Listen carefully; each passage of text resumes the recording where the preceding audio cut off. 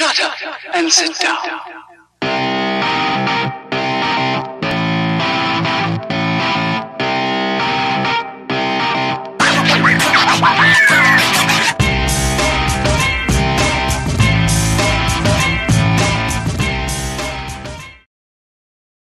Hello and welcome to Lift Run Repeat.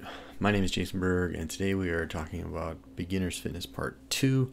In a previous video on my channel, you can find a playlist where I go over beginner's fitness strategies, and I'll be adding to it with this one and subsequent videos later on. But today we're focusing on the second part of just sort of a basic overall beginner strength training program.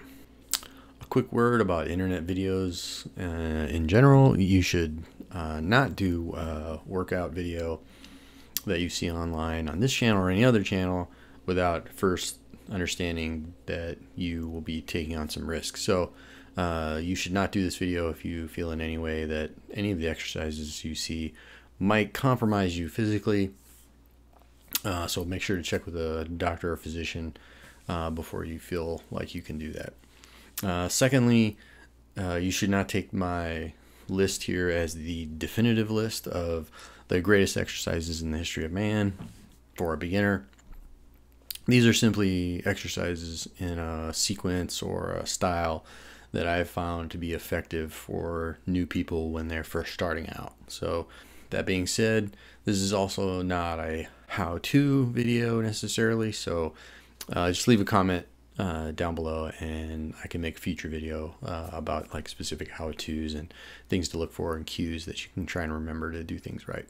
So a good basic total body workout program is really going to key around the 7 basic movement patterns. Some lists have 6, some have 7.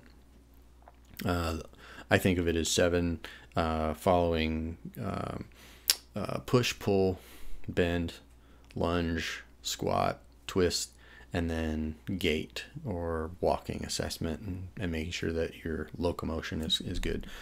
So today we're just going to be focusing on 3 of those patterns: the push, squat, and the lunge type pattern, with that bonus postural exercise at the end. So push-ups are a real simple way to execute a push pattern or a press pattern. They're real cheap. You don't need any equipment, so that's always nice. And everybody usually knows how to do them, or at least understands the basic concept behind a push-up. So a real simple way to kind of begin push-ups that I like to have people do that maybe aren't comfortable with a full body weight push-up is off the end of a table here, like I'm showing you here. You can use a countertop or some sturdy surface, obviously something that's not going to slide away from you. So a fixed table or something like that is always going to be great.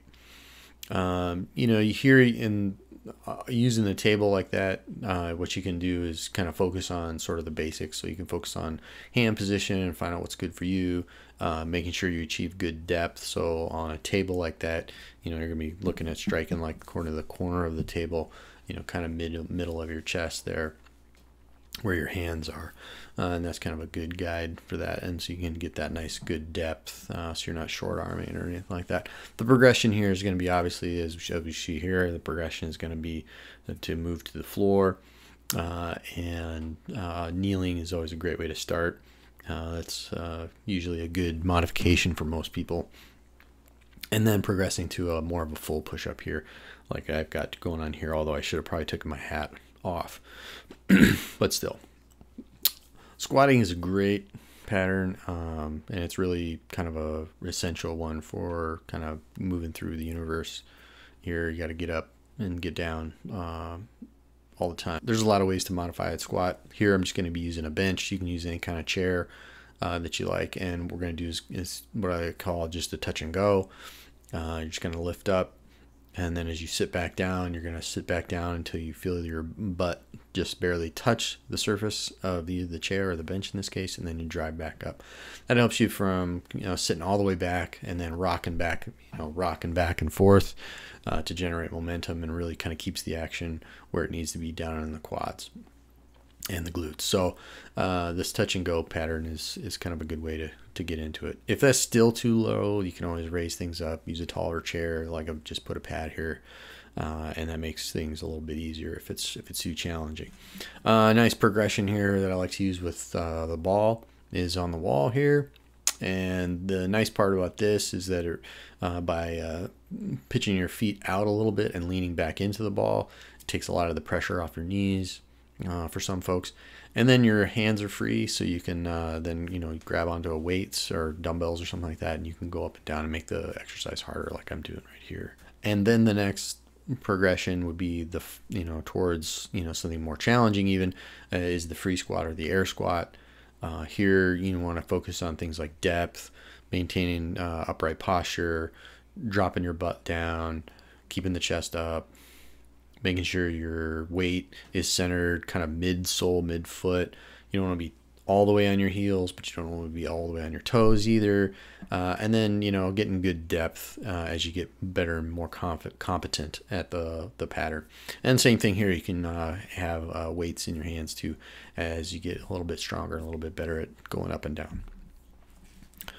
The next one is kind of a lunge pattern, and here just doing a step up.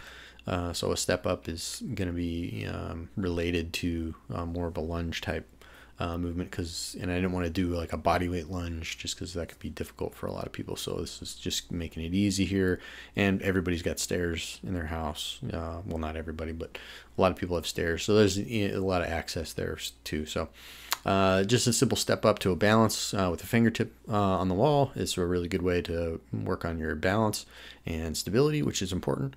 And then again, we can make that harder by adding hand weights and stepping up and holding for balance, removing your hand from the wall, and just kind of relying on your stability within the core and your hips to maintain that balanced position.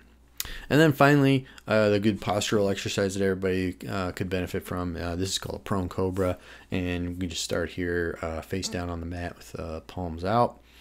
And then as I lift my chest up off the floor, so this isn't a mountain like a skydiver, so keep the feet flat on the floor, but you're going to lift your chest up and keep the chin tucked, and then rotate those palms out like so, and really activate those postural muscles of your mid to upper back, which are great for sort of the anti-slouch that we achieve throughout the day working in an office. So there you go. There's the 4 exercises that you can use, and you can just add that onto the stretching program that's also on my channel, so you can combine those together and have a nice little basic beginner strength training program that, you know, can kind of help get you, you know, into the world of improved fitness, as it were, without having to do anything scary or crazy. So be looking out for that in the future. We'll be adding to it, so it'll be like Fitness for Beginners Part 3. Where we'll tackle the other parts of the basic movement patterns. And I really hope you get something out of this, and this helps get you on. As always, leave any comments or questions.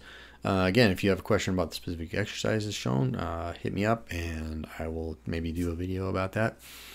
Be on the lookout for future videos, and thank you for watching. Please like and subscribe to the channel. My goal is to try and have 20 subscribers by the end of the year.